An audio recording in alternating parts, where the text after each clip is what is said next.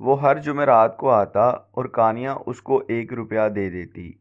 مانگنے والے تو روز ہی آتے ہیں، صدا دیتے ہیں، طرح طرح کی آوازیں نکالتے ہیں، اللہ رسول کا نام لیتے ہیں، چھوٹے چھوٹے بچوں کا واسطہ دیتے ہیں، فاقوں کی داستان سناتے ہیں، لیکن ان سب میں سے الگ تھا، کم بولتا تھا، بس ایک آواز نکالتا تھا، اللہ خوش رکھے، اور دوسرے فقیروں کی طرح پچھلی گلی میں بھی نہیں آتا تھا، بلکہ سامنے کے دروازے پر آتا اور درد بھرے لہجے میں اللہ خوش رکھے کہہ کر خاموش کھڑا ہو جاتا۔ کانیا نے اس کو پہلی بار دیکھا تو ایک مظلوم سا انسان نظر آیا۔ کانیا نے 1 روپیہ لا کر اس کو دے دیا۔ بس اس روز سے یہ دستور ہو گیا کہ وہ ہر جمعرات کو آتا، صدا لگاتا، کانیا جلدی سے روپیہ لا کر دیتی اور وہ ایک بار پھر اللہ خوش رکھے کہہ کر چلا جاتا۔ وہ کسی دروازے پر زیادہ دیر نہیں رکتا۔ اگر تھوڑی دیر تک کوئی نہیں آتا تو وہ چپ چاپ آگے بڑھ جاتا۔ ایک دن کانیا کی بڑی بہن ناہید نے کہا، کانیا، اس فقیر میں کیا خاص بات ہے کہ تم اس کو ہر جمعرات کو 1 روپیہ دیتی ہو؟ کسی دوسرے کو دیتی بھی ہو تو صرف 25 پیسے۔ ابو بھی سن رہے تھے۔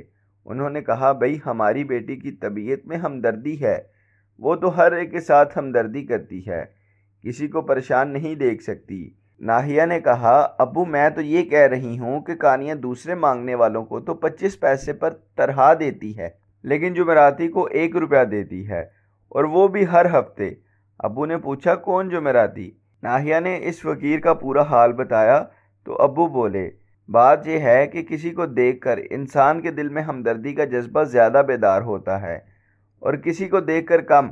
یہ بالکل نہیں، کانیا کو اس شخص سے زیادہ ہمدردی ہو گئی ہے۔ ابو کی بات صحیح تھی۔ کانیا کے دل میں درد تھا، جو کسی کی تکلیف نہیں دیکھ سکتی تھی اور فوراً اس کی مدد کو تیار ہو جاتی تھی۔ دیکھیے ابو، باجی نے اس آدمی کو کتنا برا نام دیا، جمعراتی۔ ناہیہ نے تڑک کر جواب دیا، تو کیا اس کو نواب صاحب کہوں؟ وہ جمعرات کو آتا ہے، اس لیے میں نے جمعراتی کا نام رکھ دیا۔ کون سی توہین ہو گئی؟ ابو نے دونوں کو سمجھایا کہ بحث نہیں کرتے، ایک دوسرے کی بات کو سمجھنا اور غور کرنا چاہیے۔ بحث میں ضد ہو جاتی ہے اور صحیح بات بھی غلط معلوم ہوتی ہے۔ چلو آؤ کھانا کھا لو، تمہاری امی بلا رہی ہیں۔ چند دن بعد کانیا کے ابو کو تجارتی دورے پر ہانگ کانگ جانا پڑا۔ وہ خوش و خرم سب سے مل کر روانہ ہوئے تھے، لیکن چند گھنٹوں بعد ریڈیو نے یہ افسوسناک خبر دی کہ کراچی سے ہانگ کانگ جانے والا جہاز حادثے سے دوچار ہو گیا۔ تمام مسافر ہلاک ہو گئے۔ قیامت ٹوٹ پڑی۔ سب سے زیادہ کمزور دل کانیا ہی کا تھا۔ اس نے روتے روتے برا حال کر لیا۔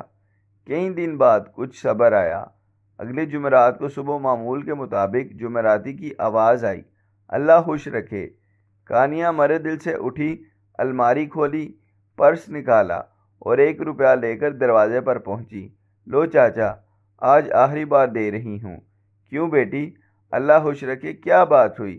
کانیا کا دل بھر آیا، روتے روتے ہچکیاں بند گئی۔ بڑی مشکل سے اس نے بتایا کہ میرے ابو ہوائی جہاز کے حادثے میں ختم ہو گئے۔